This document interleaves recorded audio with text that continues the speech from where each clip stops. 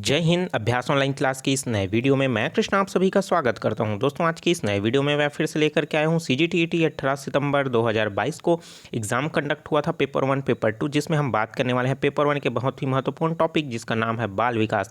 तो बाल विकास के 30 प्रश्न पूछे गए थे, उन्हीं 30 प्रश्नों पर हम डिस्कस करेंगे और राइट आंसर जो है दोस्तों इसमें देखेंगे। आपका कितना सही हो रहा है नीचे कमेंट बॉक्स में ज़रूर बताइए। दोस्तों बाल विकास के संभावित मॉडल आंसर के अलावा मैंने जो है सामान्य हिंदी का और गणित के जो है संभावित मॉडल आंसर वीडियो पर डाल दिया है चैनल पर, आप उसको ज़रूर देख लीजिएगा। ठीक है, तो चलिए चलते हैं क्वेश्चन पेपर पर। तो आप सभी को पता होगा दोस्तों कि CGTET में जो पेपर 1 है उसमें 150 अंकों के प्रश्न पूछे गए थे और बाल विकास एवं शिक्षण शास्त्र से रिलेटेड 30 प्रश्न पूछे गए थे। तो चलिए एक एक करके सभी प्रश्नों को देखते हैं दोस्तों। और पहला क्वेश्चन देखते हैं यहाँ पास कि विकास के निम्नलिखित सिद्धांतों में से कौन सा सिद्धांत गलत है। ठीक है, जो कौन सा सिद्धांत इसमें जो गलत है दोस्तों ये हमको ये बताना है। तो दोस्तों आपको इसमें करेक्ट आंसर जो हो जाएगा कि यह अनुमानित है, तो ऑप्शन नंबर डी इसके लिए क्या हो जाएगा, करेक्ट आंसर हो जाएगा। क्योंकि विकास के निम्नलिखित सिद्धांतों में से कौन सा सिद्धांत अगर बात करें कि सिद्धांत है ना, क्योंकि विकास में व्यक्तिगत जो विभिन्नताएं तो होती है, आपको जरूर पता होगा विकास का क्रम सही होती है लेकिन व्यक्तिगत भिन्नता सब में अलग अलग होती है।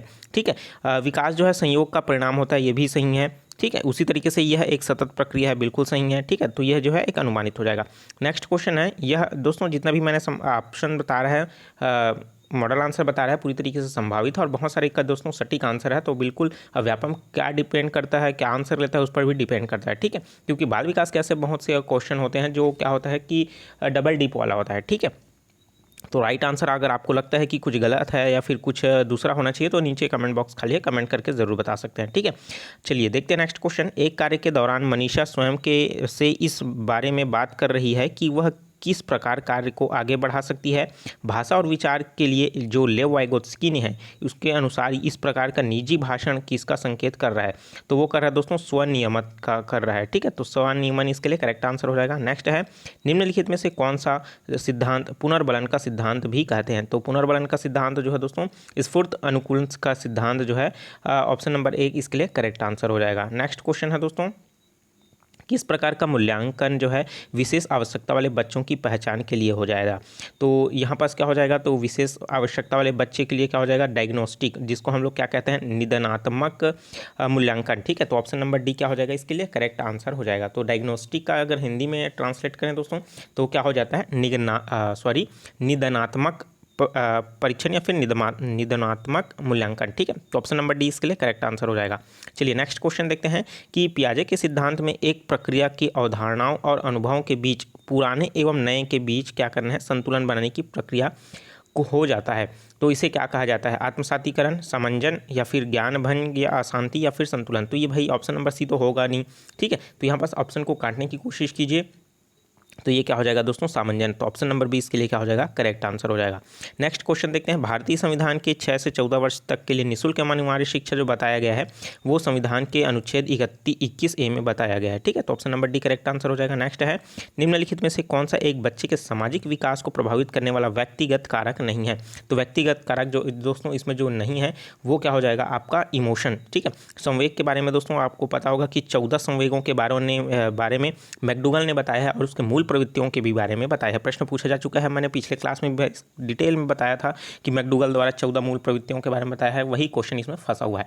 ठीक है, अगर मेरे बिल्कुल चैनल का अनुसरण कर रहे हैं तो बिल्कुल आपका जो है बाल विकास बहुत ही महत्वपूर्ण तरीके से आपने नंबर स्कोर किया होगा। चलिए देखते हैं, लॉरेंस कोहलबर्ग के अनुसार एक कार्य संपादित करना व कुछ करना क्योंकि दूसरे उसे स्वीकार करते हैं नैतिकता के खालिस्तान चरण पर ये जो है प्रतिनिधित्व करता है। तो दोस्तों ये किस चीज़ का प्रतिनिधित्व करता है, तो ये पूर्व पारंपरिक। ठीक है, तो पूर्व पारंपरिक जो अवस्था है उस पर क्या करता है, ये पूरी तरीके से प्रतिनिधित्व करता है। ऑप्शन नंबर डी का करेक्ट आंसर हो जाएगा। नेक्स्ट क्वेश्चन क्या हो जाएगा, यह कहा जाता है कि विकास एक कभी ना समाप्त होने वाली प्रक्रिया है। तो इसे निम्नलिखित में से किसके द्वारा परिभाषित किया गया है, मतलब कौन सा सिद्धांत के द्वारा इसे परिभाषित किया गया है, तो ये क्या हो जाएगा, निरंतरता। ऑप्शन नंबर 20 के लिए क्या हो जाएगा, करेक्ट आंसर हो जाएगा। नेक्स्ट क्वेश्चन है दोस्तों, जो सिलिवन है उन्होंने हेलन केलर के ट्यूटर के रूप में कार्य किया है, वो किससे पीड़ित था, मतलब वो किस चीज़ से दिव्यांग थी। तो हड्डी रोग विशेषज्ञ, भाषाई दोष मंदता, मानसिक मंदता या फिर दृश्य हानि। ठीक है, तो हेलन केलर जो है तो सामान्य तौर पर आपको देखा होगा कि वो किससे थे, वो दृश्य हानि। ठीक है, तो मतलब उन्होंने ब्रेल लिपि पर क्या किया है दोस्तों, उन्होंने ज़्यादातर काम किया है। तो ऑप्शन नंबर डी इसके लिए करेक्ट आंसर हो जाएगा। लेकिन साथ ही साथ दोस्तों वो हड्डी रोग से पूरी तरीके से विकलांग भी थी, तो ऑप्शन नंबर ए भी इसमें ले सकता है, ठीक है, क्योंकि वो हड्डी रोग से भी था, रोग से थी, और साथ ही साथ वो दृश्य हानि से भी थी, ठीक है। तो ऑप्शन नंबर ए और डी दोनों में से व्यापम क्या आंसर लेता है उस पर डिपेंड करता है। नेक्स्ट है, विशेष शिक्षा में न केवल विकलांग छात्रों को शामिल किया गया है बल्कि उसमें शामिल किया गया है किसको, समाज के कमजोर एवं वंचित वर्ग के सभी छात्रों को शामिल किया गया है, ठीक है। Option number D correct answer हो जाएगा। नेक्स्ट क्वेश्चन है, विकास का अर्थ है, तो विकास का दोस्तों क्या अर्थ है, जिसमें अभिप्रेरणा और अनुभव के परिणाम स्वरूप जो है पूरी तरीके से प्रगतिशील श्रृंखला बने। तो ऑप्शन नंबर सी क्या हो जाएगा इसके लिए, करेक्ट आंसर हो जाएगा। बहुत सारे स्टूडेंट और इसमें डाउट करने भी कर सकते हैं कि इसके लिए डी ऑप्शन भी होना चाहिए, तो बिल्कुल डी ऑप्शन हो सकता है, लेकिन इसमें क्या हो जाएगा, लेकिन सटीक का आंसर देखें कि अभिप्रेरणा मतलब मोटिवेशन की बात करें, है ना, तो इसमें अभिप्रेरणा भी आएगा, मोटिवेशन और अनुभव, ठीक है। तो जब अभिप्रेरणा आएगा, मोटिवेशन आएगा, तो परिणाम उसमें देखेगा ही देखेगा, ठीक है। तो ऑप्शन नंबर सी इसके लिए करेक्ट आंसर हो जाएगा, ठीक है। नेक्स्ट है, विशेष शिक्षा के सिद्धांत में शामिल क्या है, तो विशेष शिक्षा के सिद्धांत में क्या शामिल है दोस्तों, तो वो आपका गैर भेदभावपूर्ण पहचान एवं मूल्यांकन। बाकी सब अगर हम लोग देखें तो बाकी में हमें निगेटिव आंसर मिल रहा है, जैसे विशेष शिक्षा सिद्धांत प्रणाली में प्रतिबंधात्मक वातावरण, तो बिल्कुल नहीं होगा। माता पिता का न्यूनतम भागीदारी, तो भाई न्यूनतम भागीदारी नहीं, उनको ज़्यादा से ज़्यादा भागीदारी देना है। सार्वजनिक शिक्षा पर रोक, तो ये भी एक निगेटिव हो जाएगा। तो हमको पॉजिटिव जो वर्ड इसमें देखने को मिल रहा है ऑप्शन नंबर सी देखने को मिल रहा है। नेक्स्ट क्वेश्चन है, निम्नलिखित में से कौन सा बौद्धिक विकास का तत्व नहीं है, तो बौद्धिक विकास का जो तत्व नहीं है दोस्तों वो है सहनशीलता, ठीक है। बाकी जो है आपका सृजनात्मक चिंतन, कल्पनाशीलता, ये सब बुद्धि से रिलेटेड है, लेकिन सहनशीलता दोस्तों आपके कितना सहन सकते हैं आप, ये हृदय के ऊपर डिपेंड करता है, ठीक। तो सहनशीलता क्या हो जाएगा, आप option number C correct answer हो जाएगा। नेक्स्ट क्वेश्चन है, व्यक्तित्व को मापने की विधि थीमेटिक ऑपरेशंस टेस्ट, जिसे हम टीएटी कहते हैं, इससे किस चीज़ को मापा जाता है, तो ये क्या हो जाएगा, ये प्रक्षेप तकनीक है, जिससे ऑप्शन नंबर सी क्या हो जाएगा, करेक्ट आंसर हो जाएगा। नेक्स्ट क्वेश्चन देखते हैं दोस्तों।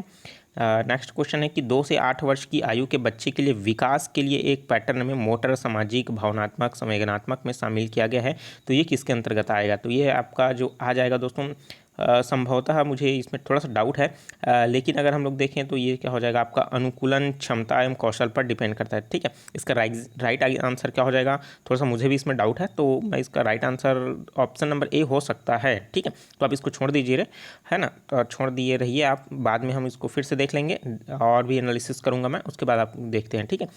नेक्स्ट है दोस्तों, पियाजे के अनुसार संज्ञानात्मक विकास की दूसरी अवस्था क्या हो जाएगी, तो पियाजे के अनुसार दूसरी अवस्था क्या हो जाएगा, आपका प्राग संक्रिया काल, ठीक है। तो इसके लिए क्या हो जाएगा, ये दूसरी अवस्था होती है। तो आपको पता होगा कि जिन पियाजे के अनुसार जो है 4 अवस्थाओं में उसको बांटा गया है, ठीक है। नेक्स्ट है, बच्चा भौतिक और सामाजिक वास्तविकता की अवधारणाओं का निर्माण करना प्रारंभ कर देता है, कौन सी अवस्था में किस चीज़ के विकास में क्या कर देता है दोस्तों, उसकी विशेषता क्या है हमको ये बताना है। तो ये इसके लिए क्या हो जाएगा, सामाजिक होना चाहिए इसके लिए, ठीक है। सामाजिक विकास की इसके लिए क्या होना चाहिए, करेक्ट आंसर होना चाहिए, लेकिन व्यापम चाहे तो इसका बौद्धिक विकास भी बोल सकता है, ठीक है। तो ऑप्शन नंबर डी इसके लिए करेक्ट आंसर हो जाएगा। नेक्स्ट क्वेश्चन है, विकास की किस अवधि को अत्यधिक दबाव और तनाव का काल कहा जाता है, तो ये कहा गया है दोस्तों किशोर अवस्था को कहा गया है। तो अत्यधिक दबाव और तनाव का काल की कहा गया है, किनके द्वारा कहा गया है, स्टैनली हॉल के द्वारा कहा गया है। प्रश्न पूछा जा चुका है कि तनाव एवं तूफान का काल, है ना, दबाव का काल किनके द्वारा कहा गया है, स्टैनली हॉल के द्वारा कहा गया है। कौन सी अवस्था को कहा जा गया है, किशोर अवस्था को कहा गया है। नेक्स्ट है, शिक्षा का अधिकार 2009 के अनुसार विशेष आवश्यकता वाले बच्चों को पढ़ना चाहिए, किस चीज़ में दोस्तों पढ़ना चाहिए, तो यहाँ पास आप देख सकेंगे थोड़ा सा प्रश्नों में थोड़ा मतलब ऑप्शन में देखेंगे तो कन्फ्यूज़न क्रिएट जरूर हो जाएगा। व्यावसायिक प्रशिक्षणों के केंद्र में देखिए, उनको व्यावसायिक प्रशिक्षणों के केंद्र में जो उन्हें जीवन के कौशल के लिए तैयार करे, वो वाला आपका शिक्षा का अधिकार है। या आवश्यक सहायता प्रदान हेतु घर पर उनके माता पिता, तो ये तो नहीं हो सकता, नेगेटिव शब्द है।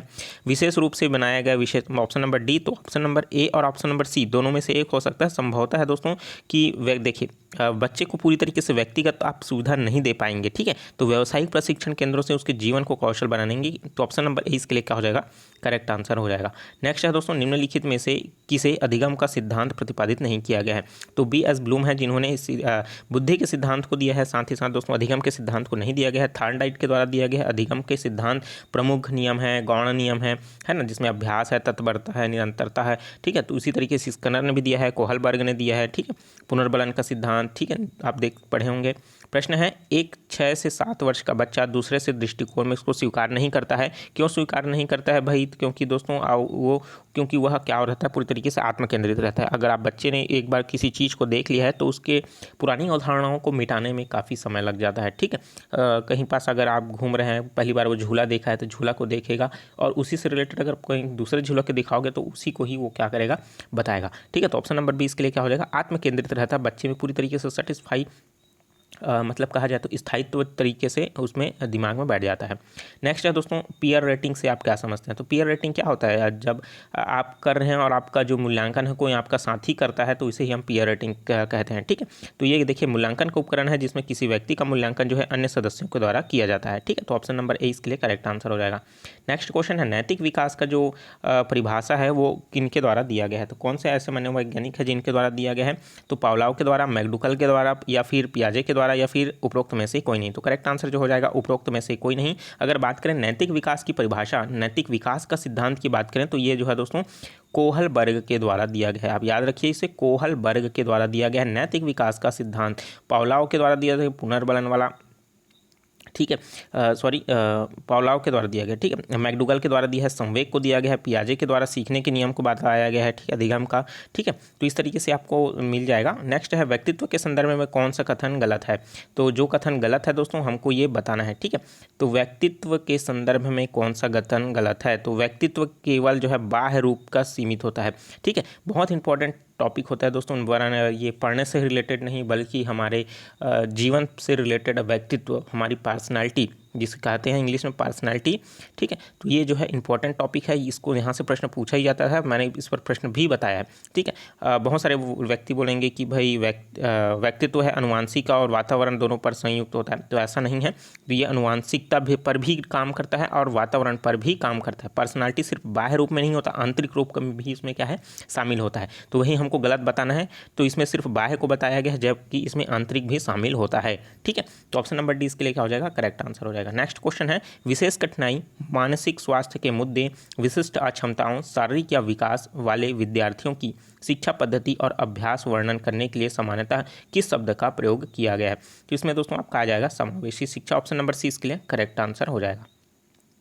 नेक्स्ट है, मोटर विकास के व्यक्तिगत विभिन्नताएं होती है, फिर भी मोटर विकार का क्रम खाली स्थान होता है। तो ये शीर्ष पुंछ से क्या होता है दोस्तों, समीपस्थ होता है। ठीक है, ऑप्शन नंबर डी क्या हो जाएगा इसके लिए, करेक्ट आंसर हो जाएगा। नेक्स्ट क्वेश्चन है, स्मृति स्तर पर समझ स्तर के शिक्षण मॉडल के सिंटैक्स में कौन सा चरण प्रमुख होता है?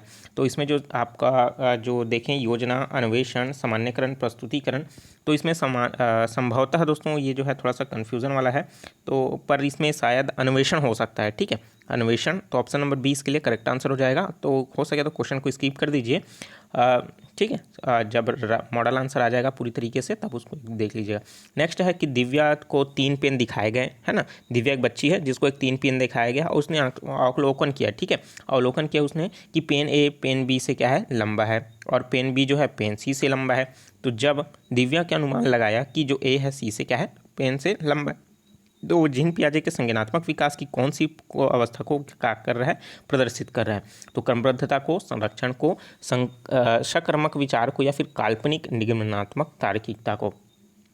ठीक है, तो ऑप्शन नंबर डी क्या हो जाएगा इसके लिए, करेक्ट आंसर हो जाएगा। ठीक है, वो काल्पनिक निगमनात्मकता तार्किकता को क्या कर रहा है, प्रदर्शित कर रहा है। नेक्स्ट है विद्रोह की भावना। ठीक है, विद्रोह की भावना मतलब ऐसा अवस्था जिसे हम कहते हैं, अब मैंने थोड़ी देर पहले आपको बताया कि रॉस ने क्या कहा है दोस्तों कि तूफान का काल है ना, किसको अवस्था को कहा गया है, तो वो किशोर अवस्था को कहा है ना। ठीक है, तो उसी अवस्था में बच्चा जो है पूरी तरीके से उत्तेजनात्मक अवस्था में रहता है, मतलब किसी भी चीज़ से लड़ने के लिए, क्रोध होने के लिए, सभी चीज़ें क्या होता है, किशोर अवस्था में होता है। लेकिन ऑप्शन में अगर हम लोग देखें तो पूर्व किशोर अवस्था भी है, मध्य किशोर अवस्था भी है। ठीक है, तो लेकिन इसके लिए पूर्व किशोर अवस्था क्या हो जाएगा, करेक्ट आंसर हो जाएगा, जिसमें विद्रोह की भावना, अगर कुछ हो जाता है, अगर उसके टीचर भी अगर वो क्या कर देता है, उसको मार देता है, तो ऐसी स्थिति में क्या करता है, वो अपने टीचर से बदला लेने के बारे में सोचने लगता है। ठीक है, तो इसके लिए क्या हो जाएगा, option number C correct answer हो जाएगा। तो दोस्तों हमने इस वीडियो में 30 प्रश्नों को देखा, 30 में से आपका कितना इतना कुछ क्वेश्चन तो मैंने ही नहीं बताया है राइट आंसर कन्फ्यूज़न की वजह से। तो और आपका कितना सही हुआ नीचे कमेंट करके ज़रूर बताइएगा। वीडियो अच्छा लगा दोस्तों वीडियो को जरूर लाइक कर दीजिए, क्योंकि आपके लाइक से ही हमें मोटिवेशन मिलता है अच्छी अच्छी वीडियो आपके लिए प्रोवाइड करने के लिए।